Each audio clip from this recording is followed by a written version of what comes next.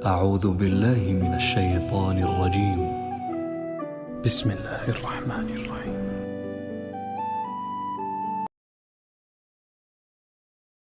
حضرت شعیب علیہ السلام کو اللہ تعالیٰ نے مدین کی طرف بھیجا۔ مدین قوم تھی، اس قوم میں بیماری تھی، ایک تو شرک کی اور دوسری وہ ناپ تول میں کمی کیا کرتے تھے، کسٹمر کو ٹھگتے تھے، دو نمبری کرنا۔ تو حضرت شعیب علیہ السلام نے ان کو سمجھایا اوفوا الکیل والمیزان، جب وزن کرو یا کیل کرو۔ کیل کہتے ہیں مخصوص پیمانہ، مخصوص برتن جس کو ناپنے کے لیے رکھا ہو۔ آپ کو پتہ ہے نا، کسی بھی چیز کو ناپنے کے عام طور پر 3 طریقے ہوتے ہیں۔ ایک کو اردو میں کہتے ہیں مساحت، یعنی گزوں کے ذریعے ناپا جائے کسی چیز کو، فٹ کے ذریعے ناپا جائے۔ پنجاب میں ایک کنال زمین ہوتی ہے نا، کہتے ہیں کنال ہے، 3 مرلے ہے۔ وہ ہماری سمجھ میں آ ہی نہیں رہا ہوتا جب ہم پوچھتے ہیں یہ کتنی ہے، کہتے ہیں اتنے مرلے۔ تو پتہ نہیں مرلے کیا ہوتا ہے بھائی، گزوں میں بتاؤ۔ تو مرلے، گز، کنال، ایکڑ، یہ مساحت کہلاتی ہے۔ اور ایک طریقہ ہوتا ہے کسی چیز کو وزن کر کے بیچنا۔ ہم جب دکاندار کے پاس جاتے ہیں، بھئی اتنے کلو گوشت دے دو، اتنے کلو ٹماٹر دے دو، تو یہ بھی ایک طریقہ ہے۔ ایک طریقہ ناپنے کا ہوتا ہے کیل، مخصوص برتن ہوتے ہیں کہ اس برتن میں جتنا آ جائے، چاہے وزن اس کا کچھ بھی ہو۔ جیسے لیٹر، 1.5 لیٹر والی بوتل، 1.5 litre petrol, 1.5 litre, 2 litre diesel. اب وہ کیا ہوتا ہے، ایک مخصوص برتن میں جتنا ڈیزل آ جائے اس کو ہم کیا کہتے ہیں کہ یہ 1 لیٹر ہے یا 2 لیٹر ہے۔ تو اس کو عربی میں کیل کہتے ہیں، کیل۔ مخصوص برتن پہلے عربوں میں ہوا کرتے تھے۔ عرب میں آٹا، دال، چاول تول کر نہیں بیچے جاتے تھے، مخصوص برتن ہوتے تھے۔ صاع، 1 صاع، آدھا صاع، وہ خاص برتن میں جتنا آٹا آ جائے۔ کھجور بھی ایسے ہی بکتی تھی۔ اس کو کہتے ہیں کیل۔ اور ایک طریقہ ہوتا ہے عدد، جیسے بھائی اتنے درجن کیلے، اتنے درجن انڈے، یہ عدد ہے نا۔ تو یہ 4 طریقے ہوتے ہیں عام طور پر پیمانہ کرنے کے۔ تو ان 4 طریقوں میں یہ لوگ ڈنڈی مارا کرتے تھے، خاص طور پر کیل میں اور وزن میں۔ گننے میں تو ڈنڈی مارنا تھوڑا مشکل کام ہوتا ہے۔ جب آپ کوئی چیز گنتے ہیں نا تو سامنے والا بھی تو گنتا ہے نا اس کو، لیکن تولنے میں یہ گڑبڑ ہوتی ہے کہ آپ کے پاس جو وزن ہوتا ہے وہ آپ تھوڑا کم رکھتے ہو۔ اور بعض دفعہ ایسے بھی ہوتا ہے، ہمارے حضرت فرمایا کرتے تھے کہ بعض لوگ یوں کرتے ہیں کہ جیسے 1 کلو کا بٹا رکھا اور جب یہاں 1 کلو ٹماٹر تول رہے ہیں نا تو وہ آخری ٹماٹر ایسے زور سے ترازو میں ڈالتے تھے۔ ڈیجیٹل ترازو تو اب آئے ہیں نا، پہلے تو وہ تو جیسے زور سے ڈالیں گے اس کا وزن کیا ہو جاتا ہے، ایسے پھینک کے۔ تو یہ ڈرامے ہوتے ہیں۔ آج کل ڈیجیٹل ترازو میں لوگوں نے گڑبڑ کی ہوتی ہے۔ ایک صاحب مرغی لے کر آئے، مجھے خود بتایا کہ وہاں وزن کچھ اور تھا، گھر میں بھی کہتے ہیں میں نے ترازو رکھا ہوا ہے، وہاں وزن کچھ اور تھا۔ تو یہ طریقے، گھٹیا طریقے، لوگوں کو دھوکہ دینے کے اور حرام کمانے کے طریقے ہیں۔ یہ مرض 2-4 لوگوں میں نہیں، پوری قوم میں سرایت کر گیا تھا، جیسے ہمارے ہاں بھی ہے۔ چند لوگ آپ کو صحیح ملیں گے، اور پیٹرول پمپ پہ دیکھیں آپ، بہت دفعہ ایسا ہوتا ہے ہم ڈیزل ڈلواتے ہیں، پیٹرول ڈلواتے ہیں، اس پمپ سے ڈلواؤ تو صحیح ایوریج ملتا ہے، اس پمپ سے ڈلواؤ تو آگے جا کے ختم ہو جاتا ہے۔ یہ 2 نمبریاں ہو رہی ہیں۔ اتنا برا عمل ہے نا اللہ کی نظر میں، یہ اس کو ہلکا جرم نہ سمجھیں۔ دیکھو اللہ کو 2 نمبر لوگ پسند نہیں ہے۔ اسلام کی دعوت اور جو کفر کی دعوت ہے اس میں فرق کیا ہے؟ غیر مسلم آپ کو اخلاقیات سکھاتا ہے، مینر سکھاتا ہے۔ قرآن کہتا ہے نا نا نا نا نا، ان چیزوں کا صرف اخلاقیات سے تعلق نہیں ہے، ان کا خدا کی نافرمانی سے تعلق ہے۔ یہ گناہ ہے، جرم ہے، یہ اللہ کی نافرمانی ہے۔ لہذا اس پہ سزا تمہیں وہ نہیں ملے گی جو دنیا دیتی ہے، دیکھو اگر میں کہیں سے آلو خریدتا ہوں، اس کو خوب اچھی طرح سمجھیں، اسلام میں اور غیر مسلم میں فرق کیا ہے. میں اگر کہیں سے آلو خریدتا ہوں، اس نے 20 روپے کے 100 روپے کے آلو میں ایک کم ڈال دیا اس نے، میں کیا کروں گا؟ جا کے تھوڑا سا برا بلا کہہ کے واپس آ جاؤں گا، کیونکہ اس نے مجھے ایک آلو کا نقصان پہنچایا ہے. یہی ہوگا نا.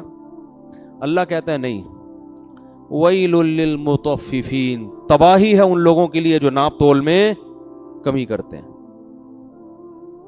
الَّذِينَ إِذَا اكْتَالُوا عَلَى النَّاسِ يَسْتَوْفُونَ، جب حق لینے کی باری آتی ہے تو پورا پورا وصول کرتے ہیں، دینے کی باری آتی ہے تو ڈنڈی مارتے ہیں. أَلَا يَظُنُّ أُولَٰئِكَ أَنَّهُم مَّبْعُوثُونَ، انہیں پتہ نہیں ہے کہ آخرت میں ان کو اس جرم کا اللہ کے سامنے حساب دینا ہے.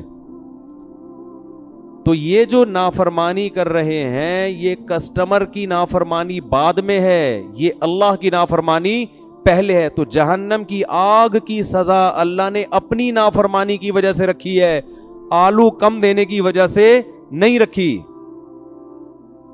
دیکھو قتل کی سزا قرآن کیا بیان کرتا ہے، وَمَن يَقْتُلْ مُؤْمِنًا مُتَعَمِّدًا فَجَزَاؤُهُ جَهَنَّمُ، جس نے ایک ایمان والے کو جان کر قتل کیا اس کی سزا کیا ہے؟ جہنم کی آگ میں پھینکوں گا جس میں وہ بہت طویل عرصے رہے گا. وَغَضِبَ اللَّهُ عَلَيْهِ، اللہ کا اس پر غضب بھی ہوگا اور اللہ کی اس پر لعنت بھی ہوگی، اور بہت بڑا عذاب اللہ نے اس کے لیے تیار کر کے رکھا ہے. سوال پیدا ہوتا ہے اتنی سخت سزا تو مقتول بھی نہیں دینا چاہتا اپنے قاتل کو. بھائی اگر مقتول کو زندگی دی جائے اور کہا جائے اس نے تمہیں قتل کیا تھا تو تم کیا سزا؟ وہ کہے گا عمر قید میں ڈال دو، اس کو بھی قتل کر دو. یہی کہے گا نا، اس سے اتنے پیسے لے لو. وہ یہ کبھی نہیں چاہے گا کہ اس کو ایک طویل عرصے کے لیے آگ میں بولو پھینک دیا جائے. تو مذہب یہ کہتا ہے کہ تم نے لوگوں کے حقوق ادا کرنے ہیں اللہ کے کا حق سمجھ کے، لوگوں کا حق سمجھ کے نہیں، بلکہ کس کا حق؟ بولو، اللہ کا حق سمجھ کے. جو لوگ زکوٰۃ نہیں دیتے، قرآن کہتا ہے یکنزون الذهب والفضة ولا ينفقونها في سبيل الله فبشرهم بعذاب أليم يوم يحمى عليها في نار جهنم فتكوى بها جباههم وجنوبهم وظهورهم. سونے چاندی کے ڈھیر رکھے ہوئے ہیں نا گھروں میں. خواتین کے پاس کتنا زیور ہوتا ہے، بہت سی خواتین کا زکوٰۃ نکالتے ہوئے جان نکلتی ہے. ارے اتنی زکوٰۃ، ارے اتنی کہاں سے دیں؟ جس خدا نے تمہیں اتنا نوازا ہے، زکوٰۃ وہی نکالتا ہے جس کے پاس اضافی ضرورت سے زائد چیزیں ہوتی ہیں. سال میں ایک دفعہ اللہ تم سے تھوڑے سے پیسے مانگ رہا ہے، خوش دلی سے دینا چاہیے. اے اللہ اتنا کہ ہم تو ڈبل دیں گے. کیسے؟ میں دیکھتا ہوں بعض خواتین کو پیشانی پہ لکیریں، یہ کیسے نکالیں بھائی، کیسے؟ یہ تو بہت زیادہ ہو گیا. تو اللہ کیا فرماتے ہیں جو لوگ زکوٰۃ نہیں دیتے، میں اسی سونے اور چاندی کو پگھلا کر ان کی پیشانیوں کو داغوں گا قیامت کے دن، اور کہوں گا ھذا ما کنزتم لانفسکم، یہ ہیں وہ خزانے جو تم نے اپنے لیے جمع کر کے رکھے تھے. اب زکوٰۃ غریب کا حق ہے نا، کیا خیال ہے؟ غریب سے اگر کہا جائے کہ اس نے تمہیں زکوٰۃ نہیں دی تھی، تم کیا سزا تجویز کرو گے؟ وہ کہے گا 2 تھپڑ لگا دو اس، یہی کہے گا نا. نہیں آ رہی بات میرا خیال ہے. وہ کبھی اس پہ راضی نہیں ہوگا کہ اس سونے اور چاندی کو پگھلا کے اس کی پیشانی کو داغا جائے، یہ گرم کر کے اس کی پیشانی پہ ڈالی جائے. وہ کہے گا بھائی یہ اتنا بڑا جرم نہیں ہے. لیکن اللہ کہے گا جرم اس لیے ہے کہ زکوٰۃ غریب کا حق نہیں ہے. زکوٰۃ کس کا حق ہے؟ میرا حق ہے. میں نے پیسہ دیا ہے تو مجھے اس کا ٹیکس دو، میرا شکر ادا کرو. اور میرا شکر ایسے ہوگا کہ جن غریبوں کا رزق میں نے اپنے ذمے لیا ہے وہ اسی طرح لیا ہے کہ کسی کو براہ راست دوں گا، کسی کو تمہارے ذریعے سے دوں گا. تو اب تم دو. اس لیے علماء کہتے ہیں جب ہم غریب کو زکوٰۃ دیتے ہیں تو اصل میں غریب اللہ کا وکیل بن کے قبضہ کر رہا ہوتا ہے، دے اللہ کو رہے ہیں. جیسے میں نے کسی کو پیسے دینے ہیں دکان پہ، قرضہ چڑھا ہوا ہے، فرض کرو آپ نے مجھے پیمنٹ کرنی 1 لاکھ روپے. میں کہتا ہوں یار وہ ڈائریکٹ جا کے راشن والے کو دے دو، میرا قرضہ چڑھا ہوا ہے. چڑھا ہوا نہیں ہے، ایک مثال دے رہا ہوں. ٹھیک ہے نا, آپ جا کے ڈائریکٹ اس کو دے دیں تو اس کا ہاتھ ہوگا, اصل میں وہ کس کا ہاتھ ہے؟ میرا. وہ میرا نمائندہ بن کے, وکیل بن کے قبضہ کر رہا ہے, آپ مجھے ہی دے رہے ہیں, ورنہ آپ کو اس سے کیا واسطہ, وہ کون ہے, آپ کا راشن سے کیا تعلق بھائی. تو اللہ تعالیٰ بھی ہم سے پیمنٹ مانگتے ہیں, بھائی میری پیمنٹ کا ٹائم آ گیا, مجھے دے دو. اگر تم شکر ادا کرتے ہو نا, مانتے ہو کہ پیسہ میں نے دیا ہے, تو نکالو پیسے. اے اللہ کہاں عرش پہ جائیں ہم تجھے دینے کے لیے؟ نہیں آ رہی بات میرا خیال ہے. اے اللہ ہم عرش پہ جائیں, ہم کہاں جائیں؟ کیا بیت اللہ جا کے خانہ کعبہ میں ڈال دیں؟ آغا خانی لوگ تو ڈال رہے ہوتے ہیں نا, وہ اپنے ان کو باباؤں کو دے رہے ہوتے ہیں, اور کچھ لوگ نٹی جٹی کے پل پہ جا کے کچھ پرچیاں ڈال رہے ہوتے ہیں, پتہ نہیں وہ سمجھتے ہیں اللہ تک پہنچ جائے گی یا حضرت فلاں تک پہنچ جائے گی. اللہ نے سمپل طریقہ رکھا ہے. اللہ فرماتے ہیں مجھ تک پہنچنے کے لیے مجھے دینے کی ضرورت نہیں ہے, کچھ میرے نمائندے اور وکیل ہیں دنیا میں. اس نوعیت کے جو غریب تمہیں مارکیٹ میں نظر آئے, کوئی بھی نظر آئے تو بس وہ میرا نمائندہ ہے, اس کو پکڑا دو, نہیں دیا تو میں نہیں چھوڑوں گا تمہیں. سمجھ میں نہیں آ رہی بات؟ تو دیکھو اسلام اور غیر اسلام میں فرق یہ ہے کہ مسلمان مخلوق کا حق ادا کرتا ہے اللہ کا حکم سمجھ کے.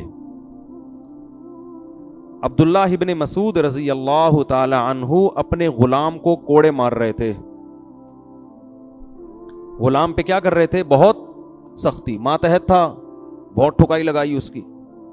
آپ صلی اللہ علیہ وسلم نے دیکھ لیا, فرمایا للہ اقدر علیک منک علیہ, اے ابن مسعود تجھے جتنی اس غلام پر اللہ نے قدرت دی ہے نا مارنے کی, اللہ کو تجھے سزا دینے کی قدرت تجھ پر اس سے بھی زیادہ ہے. اب دیکھو اللہ کیوں سزا دے رہا ہے؟ بھائی غلام کو اگر کوئی زیادہ زیادہ مارے گا تو گورنمنٹ سزا دے گی نا, کہ بھائی جتنا اضافی مارا ہے تو آپ کو بھی اتنی. وَجَزَاءُ سَيِّئَةٍ سَيِّئَةٌ مِثْلُهَا, قرآن کہہ رہے جیسی برائی ہے اسی کے بقدر بدلہ ہے. تو 3 کوڑے مارے تو 3 کوڑے لگ جائیں. ایسا ہی ہونا, دنیا کا یہی اصول ہے نا.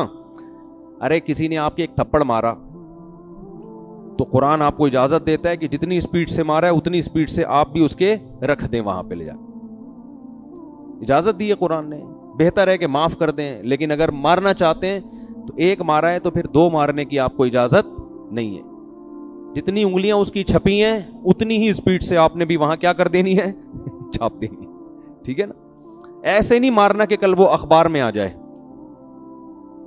وہ حضرت موسیٰ علیہ السلام نے جو مکہ مارا تھا نا, جس پہ بندہ اخبار میں آ گیا تھا, وہ ان کی نیت تھی نہیں, اس کی قسمت تھی کہ وہ اگلے دن اس کا نام, پہلی سرخی تھی یہی کہ حضرات فلاں جگہ پر ایک فرعونی کی لاش ملی ہے, سمجھ میں نہیں آ رہا کہ وہ مرا کیسے ہے. تو آپ کو اجازت دی ہے, لیکن اللہ کیا سزا دے رہا ہے؟ عبداللہ بن مسعود رضی اللہ تعالی عنہ کو نبی نے فرمایا, حضرت عبداللہ بن مسعود نے نا وہ آزاد کر دیا غلام کفارے کے طور پر, کہ جو میں نے زیادہ اس پہ زیادتی ہو گئی ہے تو اس کا کفارہ کیا ہے, آزاد ہو جائے. تو آپ نے کیا فرمایا, اگر تم اس کو آزاد نہ کرتے تو جہنم کی آگ تمہیں چھوتی, آگ کا کچھ نہ کچھ حصہ پہنچتا تمہیں جو تم نے اس پہ اس کے ساتھ زیادتی کی ہے.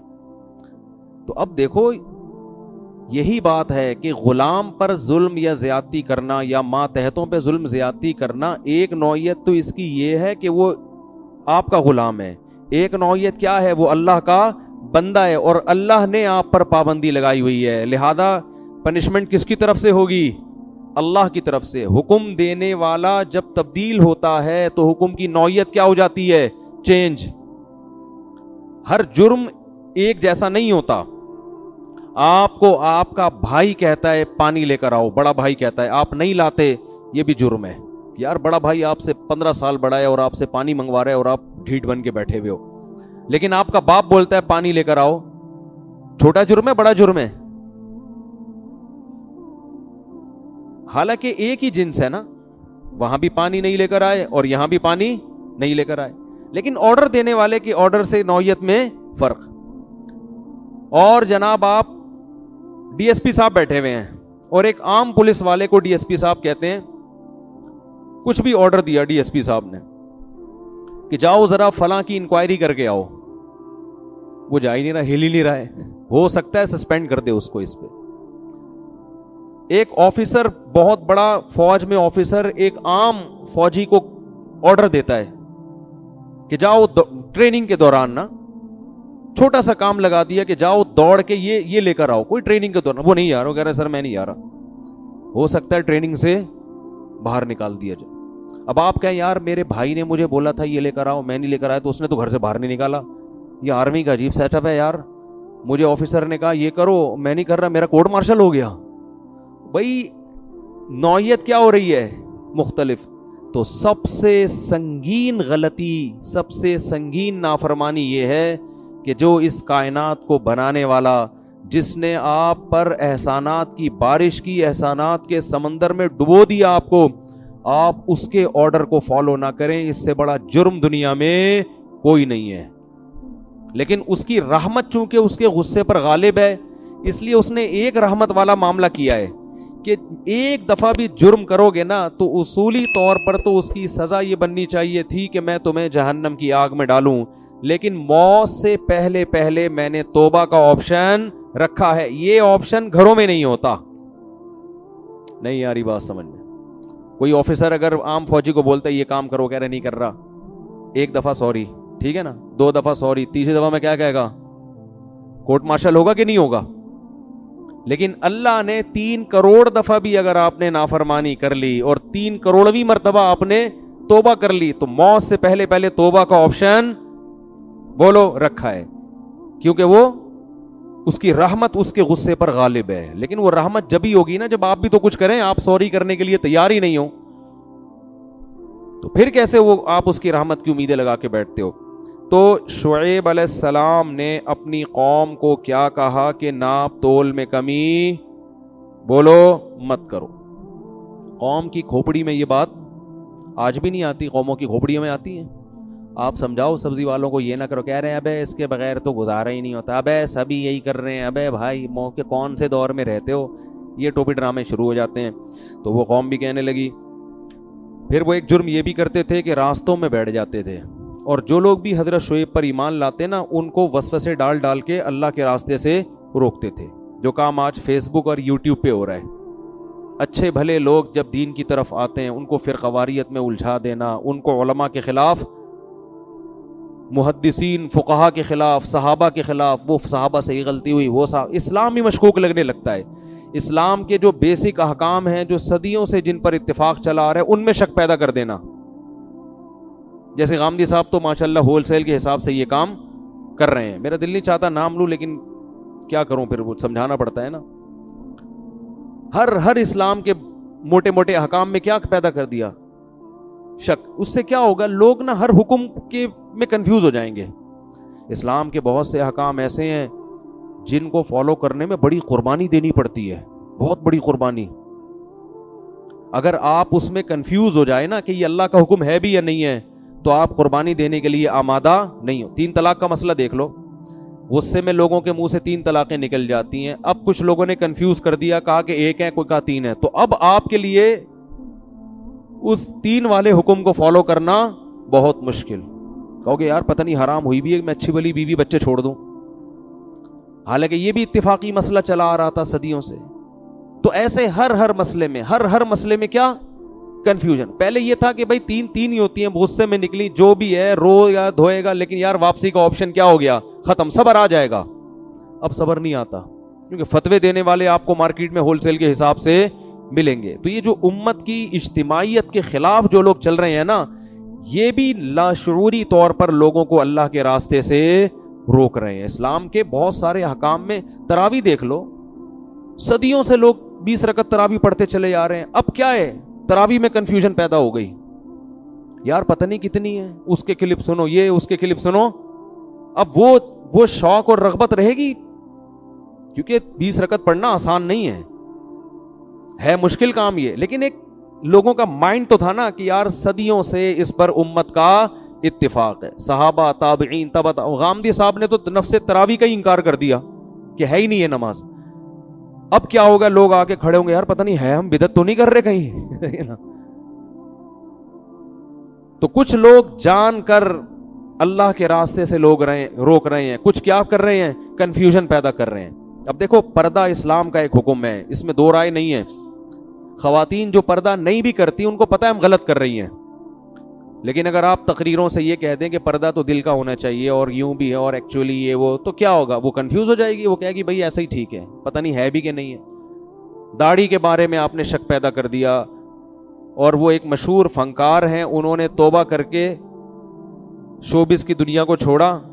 ہمارے وہ مشہور پروفیسر صاحب نے فتویٰ دیا کہ اسلام میں ڈرامے کرنا اور یہ سب شوبز کی دنیا, کوئی اس میں ناجائز کام نہیں ہے. وہ دوبارہ کیا کر رہے ہیں؟ وہی کام کرنا شروع کر دیا انہوں نے. ٹھیک ہے نا. تو گلوکار کو گلوکار بننے سے نہیں روکا جا رہا. پہلے گلوکار توبہ کرتے تھے, فلم ایکٹرز توبہ کر لیا کرتے تھے, داڑیاں آ جاتی تھی, نمازی بن جایا کرتے تھے. اب ان کو یہ بتایا جا رہا ہے, سنگر کو بتایا جا رہا ہے گانے بجانے چھوڑنے کی ضرورت نہیں ہے, قوالیاں پڑھیں اب آپ.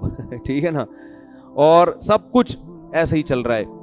تو بعض لوگ جان کر اللہ کے راستے سے روکتے ہیں, اور بعض کی نیت نہیں ہوتی مگر کام ایسا ہوتا ہے کہ لوگ کنفیوز ہو جاتے ہیں.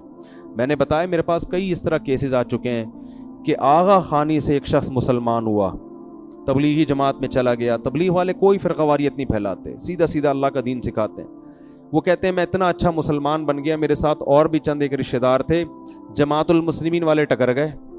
انہوں نے کہا یہ تو حنفی ہیں, یہ لوگ تو فقہ حنفی کو فالو کرتے ہیں, نبی تو نے تو قرآن و سنت پہ چلنے کا حکم دیا. کہہ رہے اتنا وسوسے پیدا ہوئے کہ میرے ساتھ چند لوگ تو واپس مرتد ہو گئے دوبارہ. انہوں نے کہا ان کے تو اپنے ہی مسائل حل نہیں ہو رہے ہیں, پتہ نہیں آدھے یعنی پورا ملک تو گمراہ ہے, 4 آدمی کیا ہیں, یعنی ان میں تو جماعت المسلمین تو 4-5 ہی ہوں گے ٹوٹل ملا کے, ایسے ہی ہیں. اور وہ بھی پارٹ 1 پارٹ 2 بھی ہو گیا. اب تو تھوڑے دنوں میں جماعت المسلمین ایک ان میں پارٹ 1 میں چلا گیا, پھر اسے پتا چلا کہ پارٹ 2 بھی ہے. ٹھیک ہے نا. بھائی اسلام صدیوں سے آیا ہے, وہی اسلام ہے جو صدیوں سے پوری دنیا میں گیا. ملیشیا میں گیا فقہ شافی کی شکل میں, انڈونیشیا میں گیا فقہ شافی کی شکل میں, بر صغیر میں آیا فقہ حنفی کی شکل میں, افریقہ میں گیا فقہ مالکیہ کی شکل میں, اور ان چاروں فقہ کو سب نے ایکسیپٹ کیا کہ یہ برحق ہیں, ان میں سے کسی کو بھی فالو کر لو. اب آ کے آپ ایک ایسا کام کر رہے ہیں کہ سارے غلط ہیں, ہم کیا ہیں, ہم صحیح ہیں. تو اس کا مطلب آپ غلط ہیں, باقی سارے صحیح ہیں. 4 آدمی جنت میں نہیں جائیں گے. 4 سے مراد 4 لاکھ بھی ہو سکتے ہیں, 4 کروڑ بھی ہو سکتے ہیں. مسلمان تو اربوں میں رہے ہیں ہمیشہ. 4 آدمیوں کو آپ جنت میں لے جانے کے لیے لاکھوں کروڑوں کو کیا قرار دے رہے ہیں, گمراہ. تو اللہ کے راستے سے روکنے کے بہت سارے طریقے ہیں, کچھ دانستہ اور کچھ نادانستہ طور پر. خیر شعیب علیہ السلام کی قوم یہ جرم کرتی تھی, تو اللہ نے جب شعیب علیہ السلام دعوت دیتے دیتے دیتے طویل عرصہ گزر گیا نا, قوم پیسوں کے معاملے میں یاد رکھو لوگ مولاناؤں کی بات نہیں مانتے. ان کے ساتھ بھی یہی مسئلہ ہو رہا تھا. قرآن میں دوسرے مقام پر آتا ہے کہ الصلاۃ تأمرک ان نترک ما یعبد آباؤنا ونفعل فی اموالنا ما نشاء. آپ کی نماز, آپ نماز پڑھیں شعیب علیہ السلام, ہم آپ کو نماز سے منع نہیں کرتے. ہماری تجارت میں آپ دخل اندازی مت کریں. پیسہ کیسے کمانا ہے یہ آپ کو نہیں پتا, یہ ہمیں پتا ہے. اب لوگ مولویوں سے تجارت کے مسائل نہیں پوچھتے. میں نے پچھلے سال نا تبلیغ کے کچھ اکابر تھے کیا ہیں, اللہ ان کی عمر میں برکت دے, پروگرام بنایا کہ ہم تاجروں کے لیے ورک شاپ کرواتے ہیں, ان کو تجارت کے مسائل سکھائیں گے. بڑے بڑے تاجروں سے میں نے رابطہ کیا, کسی نے لفٹ نہیں کرائی. میں نے ان بزرگ کو فون کیا, میں نے کہا لفٹ ہی نہیں کرا رہا کوئی. ویسے حضرت جی ہر وقت آگے پیچھے, مفتی صاحب ہمارے یہاں کب آئیں گے, ٹھیک ہے نا. اور نارملی بیان کے لیے بہت لوگ, انہوں نے کہا یہ جو تجارت کے مسائل کا لیبل ہے نا یہ بڑا خطرناک ہے. لوگ یہ سمجھتے ہیں مولانا لوگ ہماری تجارت میں کیا کر دیں گے, ٹانگ اڑا دیں گے, یہ حرام ہے, یہ ناجائز ہے. اچھا بھلا ابھی چل رہا ہے, چلنے دو, پتہ نہیں فیکٹری ہی نہ بند کروا دیں کہیں. یہ سمجھ میں نہیں آ رہی بات, حالانکہ ایسا بالکل بھی نہیں ہے. تو انہوں نے کہا ٹیکنیکل طریقے سے آپ ان کو یہ نہیں بتائیں کہ ہم تجارت کے مسائل بتا رہے ہیں, یہ مسائل کے لفظ سے ڈریں گے. ان کو یہ بتائیں ہم تجارت کے فضائل کی ورکشاپ کروا رہے ہیں. صحیح ہے نا. اسلام میں تجارت کے فضائل بھی ہیں نا. لیبل فضائل کا ہو, جیسے وہ لیبل ہوتا ہے امت کے اتحاد کا, کام کیا ہو رہا ہے, آگ لگانے کا. وہ بزرگ نے یہ لکھا, وہ بزرگ نے یہ لکھا, امت کو میں جوڑ رہا ہوں. ابھی عجیب طریقے سے جوڑ رہا ہے بھائی تو. میں لوگوں سے کہتا ہوں نا, آپ نے اپنے تمام رشتہ داروں کو گھر میں بلایا, دعوت دی, سب آ کے بیٹھ گئے, پھر آپ نے سب کے عیب نکالنا شروع کیے. میرے ماموں اس دن یہ کر رہے تھے, میرے چاچو اس دن یہ کر رہے تھے, تیرے پپا نے یہ کیا. اب جب سب میں آگ لگ گئی, کیا کر رہا ہے, کہہ رہے میں رشتہ داروں میں جوڑ پیدا کر رہا ہوں, فرقہ واریت کو ختم کر رہا ہوں. تو ہم کیا لگائیں گے لیبل فضائل کا, ان کو بتاتے رہیں گے بھائی یہ حرام ہے, یہ ناجائز ہے.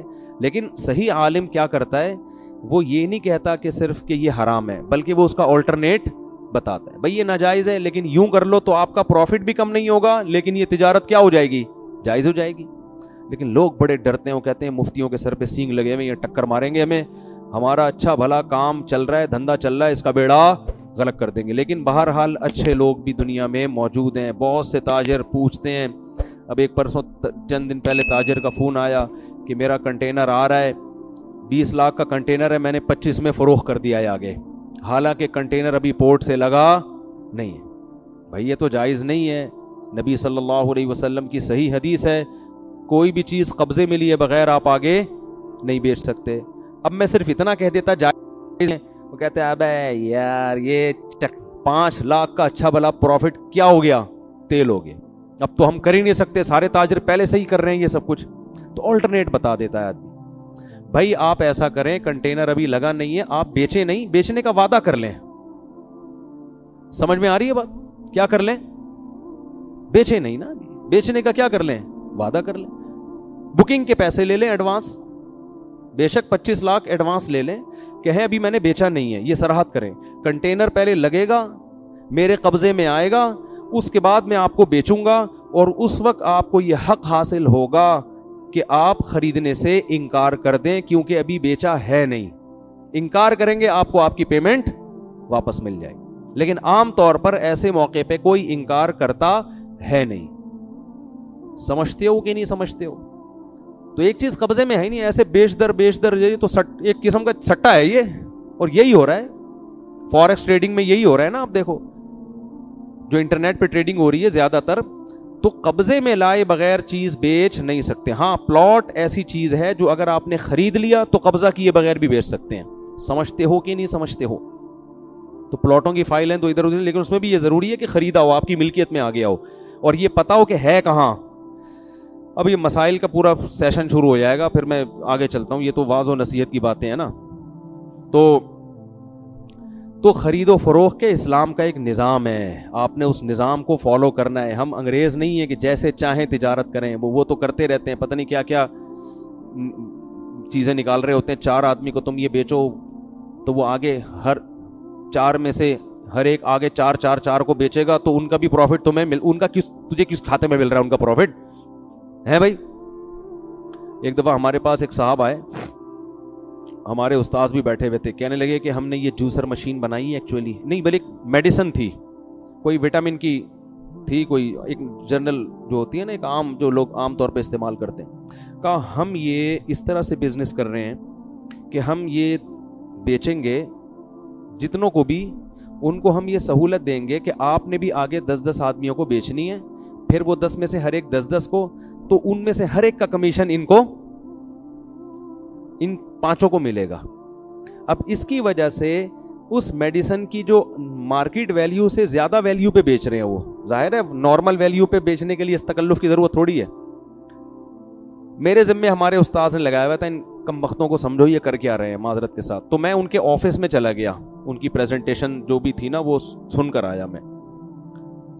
تو پتہ یہ چلا کہ یہ جو میڈیسن کی قیمت اتنی ہے, اضافی قیمت جو بندہ دے رہا ہے نا, وہ صرف اس چکر میں دے رہا ہے کہ آگے میں 10 آدمیوں کو یہ پہنا دوں گا اور یہ میرے پیسے کور ہو جائیں گے. اگر یہ 10 کو نہیں پہنا سکا تو یہ پیسے کور نہیں ہوں گے. تو یہ جائز طریقہ نہیں ہے. لیکن وہ پتہ نہیں فتوے بھی آپ ہر جگہ سے آج کل مل جاتے ہیں, کہیں سے ٹھپے وپے لگا کے لائے ہوئے تھے حلال ہے. تو ہمارے استاذ نے ان کو ڈانٹا کہ اگر یہ اتنی بہترین دوا ہے تو کمبختوں تو میں کہہ رہا ہوں, جا کے انسان کے بچوں کی طرح میڈیکل اسٹور پہ کیوں نہیں رکھوا دیتے اس کو بھائی. اس کی آپ پبلسٹی کریں, اس کی ایڈورٹائزمنٹ کریں, بتائیں بھائی اتنی مفید چیز ہے, لوگ خریدیں. ان کو پتہ ہے لوگ اس طرح سے نہیں خریدیں گے, اور اس کا نقصان ان کو ہوگا جو آخر میں رہ جائیں گے, جن سے خریدنے والا کوئی بھی نہیں ہوگا. یہ چین چلتی ہے ایسے, تو یہ ناجائز ہے. تو سیدھی طریقے سے انسان کے بچوں کی طرح پیسہ کماؤ میرے بھائی, جیسے ساری دنیا. یہ گورے جو ہے نا کھوپڑی لڑاتے رہتے ہیں کسی طرح سے پیسہ ہم اپنے پاس سمیٹیں, اس میں لوگ کروڑپتی بن گئے ہیں بیٹھے بیٹھے. اب آپ نے وہ جوسر مشین یا میڈیسن 10 کو بکوا دی اور آپ آرام سے بیٹھ گئے, وہ 10 آگے 100 کو, وہ 100 سے آگے 1000, آپ بیٹھے بیٹھے نوٹ چھاپتے رہتے ہو فری پھوکٹ میں, اور پھر آپ کو کمپنی اتنی سہولتیں دیتی ہے اور یہ اور وہ, اور آپ کو پھر جب مفتی کہے گا یہ حرام ہے تو اتنا پیسہ فری پھوکٹ میں بیٹھا بیٹھا مفتی صاحب کے منہ سے حرام کہتا ہوا اچھا نہیں لگتا. پیسے کی تو بڑا نشہ ہوتا ہے, لت پڑ جاتی میرے بھائی. چرس اور ہیروئن کی لت سے زیادہ یہ لت ہے. اور پیسے کی محبت ختم کرنے کا صرف اور صرف ایک طریقہ ہے, دنیا کو مسافر خانہ سمجھے, W11 سمجھے. او بھائی لٹک کے چلے جائیں گے, روکی سوکی کھا لیں گے, جگہ نہ ملی چھت پہ بیٹھ کے چلے جائیں گے, ہم نے تو لانڈی پہ اتر جانا ہے, ہم نے کون سا یہاں بیٹھے رہنا ہے. پیسے ہوں گے انجوائے کریں گے, نہیں ہوں گے تو لٹک کے سفر کریں گے, یہ بھی انجوائے کریں گے. پیسے ہوں گے پراٹھے کھائیں گے, انڈے پراٹھے کھائیں گے, نہیں ہوں گے سوکھی روٹی چائے میں ڈبو کے کھائیں گے. 4 دن میں اس کی بھی عادت ہو جاتی ہے, کوئی ٹینشن لینے کی بات نہیں ہے. گھر ملے گا سوئیں گے, نہیں تو فٹ پاتھ پہ منجی ڈال کے سو جائیں گے. اور منجی کا فائدہ اتنا زیادہ ہے, میں نے ایک بیان کیا تھا کہ بیڈ پہ سونے میں نقصان ہے, بیڈ میں نیچے سے ہوا نہیں لگتی. منجی ڈال کے چارپائی ڈال کے سوئیں گے نا تو اس میں نیچے سے بھی ہوا لگتی ہے, یہ بہت بڑا فائدہ ہے. تو پیسے کو زیادہ اپنا باپ مت بناؤ, یہ کچھ بھی نہیں ہے. مل جائے اللہ کی نعمت ہے, نہیں تو کوئی ٹینشن والی بات نہیں ہے. نکالو اس کو دل سے, اس گٹر کو. ایسا نوٹوں پہ مر رہے ہیں یار. انسان تمہیں اللہ نے بنایا, تم چیزوں پہ مرتے ہو, مٹی کی بنی ہوئی چیزوں پہ. تبلیغ والے کہتے ہیں نا گشت کے دوران, یہ کھڑی مٹی اور یہ کیا ہے پڑی مٹی. لوگ کہتے ہیں بیوی بچے ٹینشن دیں گے جب پیسہ کم ہو جائے گا. تو بیوی بچوں کو بولو بھائی اسی میں گزارا کرنا ہے کرو, نہیں تو پتلی گلی سے نکلو. بیوی بچوں کی بھی زیادہ ٹینشن نہ لو, یہ بیوی اور بچے بھی مسافر خانہ میں ملے ہوئے ہیں آپ کو, یہ کون سا ہمیشہ رہیں گے. نہیں آ رہی بات میرا خیال ہے سمجھ میں. تو کسی چیز کو اپنے اوپر مسلط کرنے کی ضرورت نہیں ہے. غربت میں اگر بیوی بھاگ جائے نا آپ کی تو اس کا مطلب یہ اچھی بیوی تھی نہیں. میرے پاس لوگ آتے ہیں, کسی کے میں راز فاش نہیں کر رہا, بہت لوگ آتے ہیں, پیسہ تھا تو بیگم ہمارے ساتھ تھی, اب میں غریب ہو گیا ہوں, جاب چھوڑ گئی ہے, بیگم کیا ہو گئی ہے, بھاگ گئی. وہ میرے پاس آتے ہیں کہ میں ان کو تعویذ بتاؤں کہ واپس آ جائے. میں ان سے کہتا ہوں شکر ادا کرو, بے وفا عورت بھاگ گئی ہے. آزمائش میں پتہ چلتا ہے. میں نے کہا اب اگر پیسہ آئے اس کو واپس مت لانا. میں نے کہا وہ اس کے دل میں تمہارا غم نہیں ہے, وہ اسے تم یاد نہیں آ رہے جس نے اتنا کھلایا, اور تم اس پر احسان کر کے بھی اس کو یاد کر رہے ہو, اور اس کی بے وفائی کے بعد بھی یاد کر رہے ہو. غیرت مند آدمی غیرت مند سے دل لگاتا ہے, جن کے دل میں غیرت نہیں ہے ان سے محبت نہیں کرتا. میں کہتا ہوں شکر ادا کر, ایسا موٹیویٹ کر کے بھیجتا ہوں, وہ الٹے تعویذ لے کے جا رہا ہوتا ہے کہ واپس نہ آئے. صحیح نا, اس کو میں اور پکا کر دیتا ہوں. میں نے کہا دفعہ لعنت بھیجو, کہہ رہے ہیں بچے بھی بھاگ گئے. میں نے کہا ایسے بچوں پہ بھی لعنت بھیجو. غیرت مند بچے ہونے چاہیے جو باپ کا غم میں ساتھ دیں. نہیں دے تو دفعہ, تو باپ ہے یار, تو بیٹا, تو اولاد تھوڑی ہے. باپ میں اللہ نے استغنا رکھا ہے. دیکھو چھوٹے بچوں کو تو محبت بہت زیادہ دو, میرے بچے میرے, ان کو لانے کی بھی کوشش. جب بڑے ہو جائیں تو اب ان کی ذمہ داری آپ کو عزت دیں, تو آپ ان کو محبت دو بشرطے کہ وہ بھی آپ کو محبت دیں. نہیں دے رہے, بیٹا ہم نے پال پوس کے بڑا کر دیا, آپ پر ہم نے احسان کیا, تمیز سے رہنا ہے رہو, نہیں تو پتلی گلی سے نکلو. ہم نے آپ کو اپنے لیے پالا ہی نہیں ہے, ہم نے آپ کو آپ کے لیے پایا, آپ پر احسان کرنے کے لیے, خدا کا حکم سمجھ کے, اپنی خدمت کے لیے نہیں. خدمت کرو گے اللہ راضی ہو جائے گا, نہیں کرو گے جاؤ یہاں سے. تھوڑا سا اسٹائل اپنا چینج کرو گے تو اچھی سی, ورنہ بھائی دنیا تو بڑی نالائق ہے, تمہیں غم دے دے کے جان سے مار دے گی, روئے گی بھی نہیں. وہ بیوی بھاگ گئی, وہ میرا بچہ میرے ساتھ یوں کر رہا ہے, میرے ماموں نے یہ کر دیا, میرے چاچو نے یہ کر دیا, ابے میں نے اس پر اتنا احسان کیا, آج وہ مجھے آنکھیں دکھا رہا ہے, تو کیوں احسان کیا بھائی؟ تو نے اس لیے احسان کیا تھا کہ وہ تجھے جھکے گا تیرے سامنے. کون جھکتا ہے؟ سبزی والے پر میں نے کتنا احسان کیا تھا. غریب آدمی کمبخت کے گھر میں بیٹھنے کی جگہ نہیں تھی, فرش پہ بیٹھتا تھا وہ, کتنا پیسہ اس کو ہم نے کھلایا, اور اسٹیمپ پیپر کے انگوٹھے مجھے گفٹ میں دے کے چلا گیا. اب ہم روتے رہے, ابے میں نے احسان کیا. ابے بھائی تم نے احسان کیا تھا, اگر اللہ کے لیے کیا تھا تو اللہ راضی ہو جائے گا. بزنس کے لیے کیا تھا تو بزنس میں تو یہ ہوتا ہے. تو جب تک دنیا کو مسافر خانہ نہیں سمجھو گے میرے بھائی، دنیا تمہیں ایسا چترول لگائے گی نا، یہ بڑی بے شرم اور غیرت لیس دنیا ہے یہ. اب گالیاں تو نہیں دے سکتا نا میں ممبر پہ بیٹھ کے، اس لیے میں تھوڑا انگلش ملا کے، ورنہ اس کو جتنی گالیاں دی جائے نا یہ کیا ہے، کم ہے. سے زیادہ دل صرف کس سے لگاؤ؟ اللہ سے. اللہ وفا کرتا ہے، تھوڑا کرو گے بہت زیادہ دے گا. ابراہیم علیہ السلام نے دنیا سے نہیں اللہ سے وفا کی تھی. اللہ کہتے ہیں واتخذ اللہ ابراہیم خلیلا، اللہ نے ابراہیم کو اپنا جگری دوست بنا لیا، خلیل بنا لیا. یعقوب علیہ السلام نے کس سے وفا کی؟ اللہ سے. کیسا نوازا اللہ نے. تو اللہ سے وفا کرو گے تو بھائی سب کچھ ملے گا. باقی دنیا کے ساتھ اچھا سلوک کرو، سب کے ساتھ اچھے رہو، بے وفائی نہ کرو، معاہدے مت توڑو، اپنا الو سیدھا رکھو. پھر بھی سیدھا چلتا ہے کوئی چلے، نہیں چلے تو. اور یاد رکھو آدمی جب خود غلط ہوتا ہے تو پھر اس کی وجہ سے جو اس کو غم پہنچتے ہیں نا، ان میں صبر کی توفیق نہیں ملتی. خود سیدھا ہو، پھر اگر ٹینشنیں بھی ملیں گی، ان ٹینشنوں میں اللہ صبر کی توفیق دیتا ہے. تو خیر میں جلدی سے بیان ختم کرتا ہوں، کہاں سے کہاں چلا گیا. تو وہ جو ہے نا، جب ان کو سمجھا رہے بھائی تم قحط زدہ لوگ نہیں ہو، کھاتے پیتے لوگ ہو، کیوں ڈنڈی مار رہے ہو؟ تو قوم کے پاس کوئی جواب نہیں تھا. وہ کہنے لگے لَنُخْرِجَنَّكَ يَا شُعَيْب، اے شعیب ہم تجھے اپنی بستی سے نکال دیں گے، بہت زیادہ ہو گئی ہے، ہم کیا کریں گے، آپ کو اپنی بستی سے نکال دیں گے. اور اللہ فرماتے ہیں فَأَخَذَتْهُمُ الرَّجْفَةُ، ایک زلزلے نے ان کو پکڑا ہے. فَأَصْبَحُوا فِي دَارِهِمْ جَاثِمِينَ، صبح جب اٹھیں تو سارے اوندھے منہ مرے ہوئے تھے. ناپ تول میں کمی کرنے سے بھی زلزلے آتے ہیں. جب تجارت میں لوگ خیانتیں کرتے ہیں، جھوٹ بولتے ہیں، ان سے بھی کیا ہوتا ہے، آسمانی آفتیں آتی ہیں.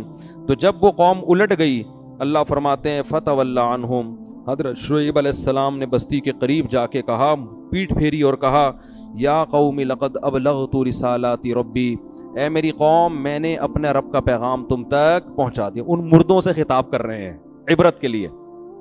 وَنَصَحْتُ لَكُمْ، اور میں نے تمہارا بھلا چاہا تھا، تمہارا برا نہیں چاہا تھا. فَكَيْفَ آسَىٰ عَلَىٰ قَوْمٍ كَافِرِينَ، اب بتاؤ میں تم پر افسوس کیسے کروں. یعنی ایسے موقع پہ تو افسوس ہونا چاہیے نا، بیچارے مر گئے، لیکن پتہ نہیں مجھے افسوس ہو نہیں رہا، کیونکہ میں نے تو تمہاری خیر خواہی میں اپنی صلاحیت کو پورا خرچ کر دیا تھا، اب مجھے تم پر رونا نہیں آ رہا.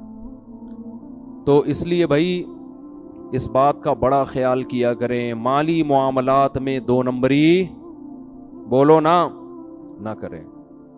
بہت دو نمبریاں ہو رہی ہیں. کمپنیاں بھیجتی ہیں آپ کو گاڑی ریپیئر کروانے کے لیے، جتنے کی ریپیئر ہو بل بنا کے لے آنا. دونوں طرف سے کھانچے کھلے ہوئے ہیں. میکینک سے کھانچا یہ کھلا ہوا ہوتا ہے کہ بل زیادہ بنا کے دینا. 1000 کا کام ہوا ہے تو بل کیا بنے گا، 1200 روپے کا. زیادہ بنانے کے عوض میں 50 تیرے اور 150 میرے. یہ ہو رہا ہے سعودی عرب میں بھی ہو رہا ہے، دبئی میں بھی ہو رہا ہے، اور ماشاءاللہ ہمارے ملک میں تو سب سے زیادہ ہو رہا ہے. تو یہ ناجائز ہے.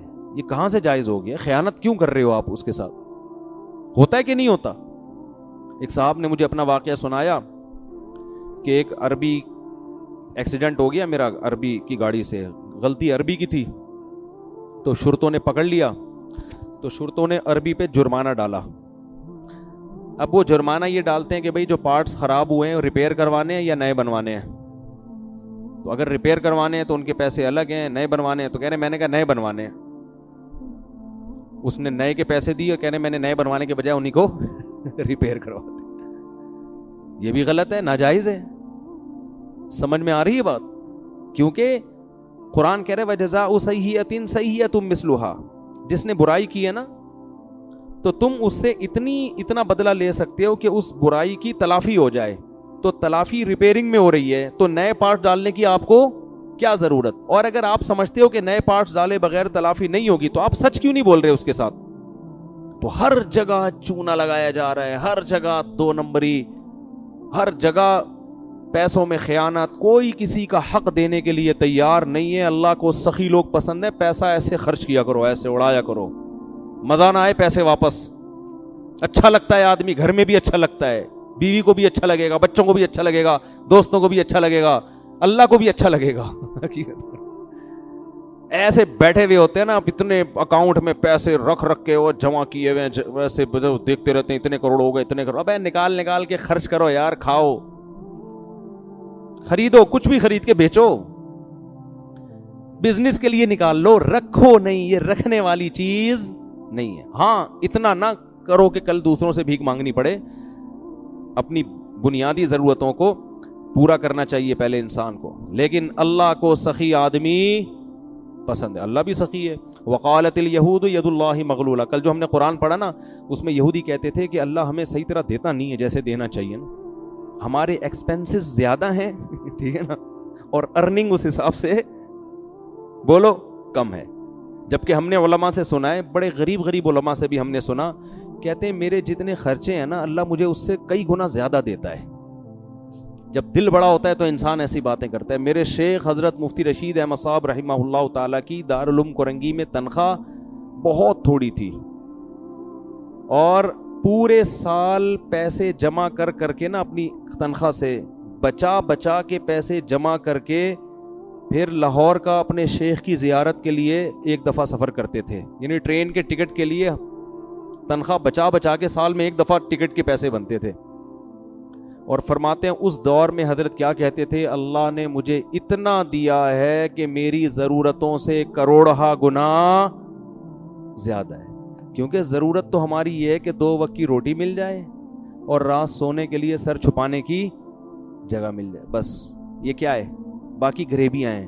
کہتے اللہ نے غریبیاں 2 کے بجائے 3 وقت کی روٹی مل رہی ہے, سال میں ایک دفعہ لاہور کا سفر بھی ہو رہا ہے, یہ تو غریبیاں ہیں نا. نہیں آ رہی بات, میرا خیال ہے سمجھ. تو شکر ادا کرو گے نا, اللہ نے یار جتنا ہماری ضرورت ہے اس سے کئی گنا.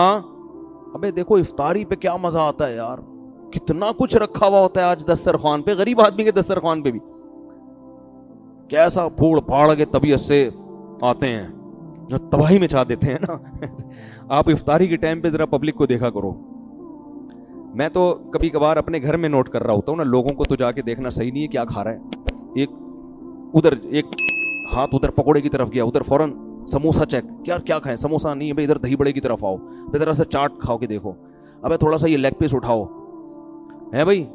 جتنی چیزیں ہوتی ہیں نا آدمی کنفیوز ہوتا ہے کہ کھانا کیا ہے. میں نے جلدی لگا ہوا ہے بس. کتنی نعمتیں اللہ نے دی ہیں ہمیں. افطاری ملے پھر رات کھانا نہ ملے کوئی ٹینشن نہیں ہے, کوئی کمزوری نہیں ہوگی. صبح سحری ملے کافی ہے, اور سحری ہمیں صرف کھجور بھی مل جائے نا, انسان بہترین صحت کے ساتھ زندہ رہ سکتا ہے اگر وہ صرف کھجور پانی پہ گزارا کرے. صحابہ کرام کئی مہینے کھجور اور پانی پہ گزارا کرتے تھے, اور بڑی بھاری بھرکم تلواریں لے کے میدان جنگ میں لڑا کرتے تھے. کھجور ہی ایسی چیز ہے جس میں اللہ نے سب کچھ رکھ دیا ہے, باقی سب غریبیاں ہیں. شربت بھی پی رہے ہیں, پھر پکوڑے بھی کھا رہے ہیں, پھر سموسے بھی پھوڑ رہے ہیں, اور یہ بھی, اور بریانی کی طرف ایک ٹن مارا, وہاں سے ٹن تھوڑا سا ادھر سائڈ پہ ٹن مار کے نہاری کی طرف آئے, پھر فروٹ چاٹ کی طرف ٹن مارا, ایسے کنفیوز ہو رہا ہوتا. اس وقت آپ کسی کے آگے سے سموسا چھین لو. میں نے ایک گھر میں لڑائی دیکھی ہے, کیا ہوا تھا, افطاری کے وقت پر آپس میں ایسی لڑائی ہوئی ہے ایک گھر میں. وہ پہلے میں کہیں رہا کرتا تھا, وہاں کے پڑوس, کسی کا ذہن, وہ ان کا بھی ذہن نہیں جائے گا, کسی کا راز فاش نہیں کر رہا. افطاری کے وقت نہ ایسی قاتلانہ لڑائی ہوئی ہے بھائیوں میں. بھائی برتن پھینکنے کی آوازیں آ رہی تھی. پتا یہ چلا تھا کہ ایک رول تھا, وہ بچے نے اٹھا کے پہلے بھاگ گیا, وہ لے کے. اس پہ بڑے بھائی کو غصہ آیا کہ دوسرے بھائی پہ کہا کہ تیرا بچے کو اتنی تمیز نہیں ہے کہ بڑے بیٹھے ہوئے ہیں اور افطاری کے ٹائم پہ یہ رول اٹھا کے بھاگ گیا. تو کہیں اس نے تھپڑ مار دیا ہوگا. بھائی نے کہا کہ ایک رول پہ تم نے اس کو تھپڑ مارا ہے. اس پہ ان کی ایسی لڑائی ہوئی ہے, تو اس لڑائی میں رول کا بہت بڑا رول تھا. افطاری کے وقت جس سپیڈ سے کھا رہے ہوتے ہیں نا, اب دیکھو کوئی سموسوں کی طرف آ رہا ہے اور آپ وہ پلیٹ اپنی طرف کھینچ لو, پھر دیکھو اس کا میٹر چارٹ ہوگا کہ نہیں ہوگا. یہ تو انسان ہے یار. تو صرف کھجور ایک ایسی چیز ہے جس میں اللہ نے بے پناہ طاقت رکھی ہے. نبی صلی اللہ علیہ وسلم نے فرمایا جس گھر میں کھجور نہیں ہے فَأَهْلُهُ جِيَاعٌ، وہ گھر والے بھوکے ہیں. اس لیے میرا اپنا معمول ہے گھر کے فریج میں جب سے میں نے یہ حدیث سنی ہے نا کوشش کرتا ہوں کھجور کا ایک دانہ بھی اگر ہے نا تو وہ رہے. ہر وقت گھر میں کیا ہونا، کھجور لازمی ہونا چاہیے. سرکہ کو نبی صلی اللہ علیہ وسلم فرمایا نعم الادام الخل، سرکہ بہترین سالن ہے. لیکن یہ نہیں جو کمپنیاں بنا رہی ہیں، یہ پتہ نہیں کیا کیمیکل ڈال رہی ہیں. جو اوریجنل سچی مچی کا سرکہ ہو جو پتہ نہیں کہاں ملتا ہے آج کل. ہم تو ترس گئے، کوئی خود ہی بنا لے یوٹیوب پہ سرچ کر کے تو شاید ہے، ورنہ وہ ہماری دادی بنایا کرتی تھی. ایک ہماری دادی بناتی تھی شلجم کا اچار، آہا ہا ہا. اب وہ بھی مارکیٹ میں اب کسی چیز پہ اعتماد ہی نہیں ہے. ایسے ہماری دادی اللہ ان کی مغفرت فرمائے ہندوستان کی تھی نا، تو وہ کھانے جو چٹپٹے وہیں سے آئے ہیں سارے انڈیا سے، تو وہ شلجم کا اچار خود اپنے مبارک ہاتھوں سے بناتی تھی. ایسے ہی اس میں مزہ ہاضم بھی ہوتا ہے بڑا ٹائٹ. پھر وہ سرکہ بھی بناتی تھی. اب نئی نسل کو تو پب جی کھیلنا آتا ہے، ان کو یہ کھانے بنانے نہیں آتے. ٹھیک ہے نا. تو وہ یہ چیزیں کیسی مزے کی چیزیں ہیں یار. ایسے شلجم کا اچار کہہ کے ہی بھوک بڑھنا شروع ہو گئی ہے. ٹھیک ہے نا. اس کا جو پانی بڑا مزے کا ہوتا ہے. تو سرکے کو نبی نے فرمایا بہترین سالن ہے. اچھا یہ جو سرکہ یہ چیزیں نا یہ ہلکی سی کھائی جاتی ہے. لوگ تجربے کر رہے ہوتے ہیں یوٹیوب پہ سرچ کر کے کہ جس نے 1 چمچ سرکہ نہار منہ پیا اس کو دل کے وال کھل جائیں گے. او بھائی یہ یوٹیوبرز کے دھوکوں میں مت آؤ. یہ تو پھینک رہے ہیں. خالی پیٹ جب 1 چمچ سرکہ پیو گے نا دل کے وال تو کھلیں گے، آنتیں بھی کھل جائیں گی آپ کے ساتھ ساتھ. حقیقت بتا رہا ہوں میں. وہ تیزاب کی طرح ہوتا ہے، وہ جلا دے گا آنتوں کو جا کے. ایک صاحب نے یوٹیوب پہ سرچ کر کے نا گرم پانی میں صبح لیمن کا قہوہ پینا شروع کر دیا کہ اس سے ویٹ کم ہوتا ہے. ویٹ تو کم ہوا، لیکن کیا نقصان ہوا ہے کہ وہ جو معدے کی دیواریں ہوتی ہیں نا اس میں تولیے کی طرح کی ہوتی ہیں، وہ دانے ختم ہونا شروع ہو گئے. کیونکہ وہ یہ بھی تو ایک تیزاب ہے نا، ایسڈ ہے لیمن. خالی پیٹ جا کے آپ کی دیواروں کو متاثر کر رہے ہیں معدے. تو یوٹیوب پہ نہیں چیزیں سرچ کر کے کھایا کریں کہ وہ موٹے ہونے کے لیے یہ کھا رہا ہے آدمی اور پتلا ہونے کے لیے وہ پتلا تو ہو جاؤ گے آپ، لیکن بہت زیادہ سائیڈ ایفیکٹ ہوتے ہیں. پراپر جب تک کوئی ڈاکٹر نہ ہو، پراپر صحیح حکیم نہ ہو، اس وقت تک آپ خود سے یوٹیوب پہ سرچ کر کے اپنا علاج مت کریں. تو نبی نے کھجور کی تعریف بیان کی. تو سرکہ جو ہے نا خالص ہو، کھانے میں تھوڑا سا ایسے بھر کے نا اس کو کھانا شروع کر دیں، نقصان دیتا ہے. تو اللہ نے اتنی نعمتیں دی ہیں، حالانکہ ہماری ہر ضرورت کھجور سے پوری ہو جاتی ہے. صحابہ کی تو ساری ضرورتیں. اور ہمیں کھجور اچھی کیوں نہیں لگتی؟ اس لیے نہیں لگتی کہ بھائی بھوک نہیں لگتی ہمیں. ایک دفعہ طبیعت سے بھوکے ہو پھر دیکھو تازہ کھجوریں جب سامنے آئیں گی نا ان کو پھوڑنے میں مزہ نہ آئے، پیسے واپس. ہمارے نبی شدید بھوک میں، اتنی شدید بھوک تھی کہ اس بھوک نے آپ صلی اللہ علیہ وسلم کو گھر سے نکلنے پر مجبور کر دیا. ہم تو بھوک لگے بغیر کھاتے ہیں، اس لیے ان نعمتوں سے صحیح لذت حاصل نہیں کرتے. بھوک لگے پھر دیکھو. تو نبی گھر سے نکلے، بس یہ واقعہ سنا کے بیان ختم کرتا ہوں. حضرت ابو بکر بھی نکل گئے، انہوں نے کہا میں بھی بھوکا. حضرت عمر بھی نکل گئے، فرمایا میں بھی کیا ہوں اتنی بھوک. تو ایک صحابی کے گھر پہ گئے، انہوں نے بلایا، انہوں نے کہا اپنے باغ میں بلایا ان کو، کہا کہ اللہ کی قسم آج کے دن روئے زمین پر آپ سے اچھے مہمان اور مجھ سے بہتر میزبان کوئی بھی نہیں ہے کہ مجھے سید الانبیاء ابو بکر عمر کی دعوت کا موقع ملا. تو ان کو لے گئے اپنے باغ میں اور تر کھجوریں توڑ کے درخت سے ان کے سامنے رکھی، تازہ تازہ کھجوریں. ہر چیز تازہ کھایا کرو. گوشت بھی آج کل 1 مہینے پرانا فریج میں، بقرعید کے گوشت سے محرم کے حلیم بن رہے ہوتے ہیں.